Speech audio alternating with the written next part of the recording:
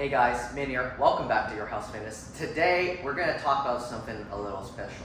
The 5 most important exercises.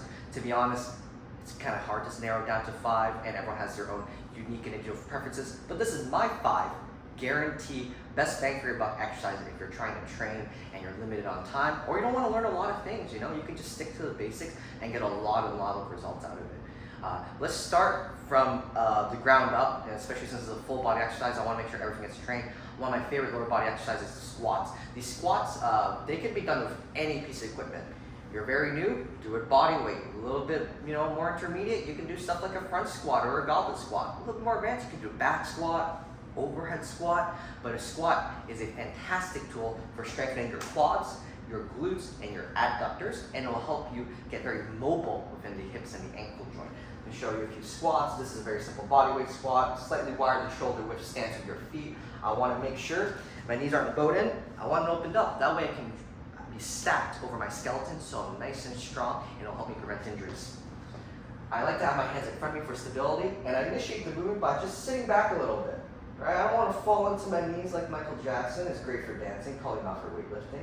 If I want a strong, stable supporting system, I want to use my glutes, the biggest muscle in my body. So I'm going to start by keeping my knees out, and I will initiate by sitting into the hips. From here, I'm going to keep my knees out as I descend lower into a squat, just like so. You can go as low as you feel comfortable. Whenever you're ready, you're wrapped around parallel or below. You can push through your feet and push your hips forward into extension to come back up.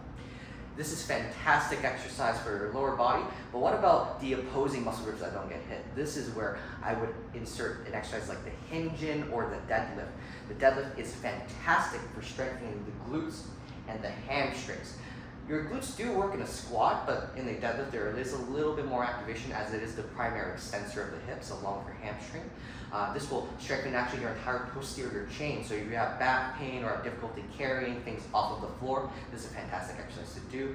You can do the deadlift with your own body with like a bar, just to practice the hinge, a little bit of body weight, or you can do something with a kettlebell, dumbbell, or if you're more advanced, you can do barbell deadlifts as well. All fantastic tools for strengthening your hips and the posterior chain.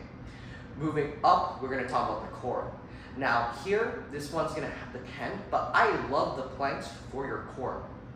Unfortunately, the plank is a little bit too easy for some people, or people aren't doing the planks with correct breathing and bracing. So I would pick a plank variation that is hard enough for you and that you can work on, and make sure you're doing it with very good intent with your breathing and bracing. You're not just relaxed and sagging your hips and your spine. But I love planks. You can do any version you want as long as you're staying stable and focusing on control. Now we're going to move up to the upper body. The last 2 things you can do is something that I think is very common, and I think everyone should be able to do it, is a push-up. Right? Push-up, you're on the floor, you primarily change your pecs, your triceps, and the front of your shoulders, and it will help you strengthen your pushing muscles.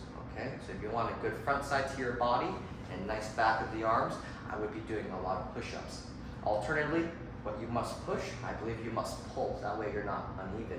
If you want to strengthen your back, the back of your shoulders, and your biceps, I'm huge on doing a pulling exercise, such as a pull-up. That's very traditional. If you're not strong enough, no worries. You can do it on a lower bar and do an inverted row as well. That'll help strengthen your back and your pulling muscles.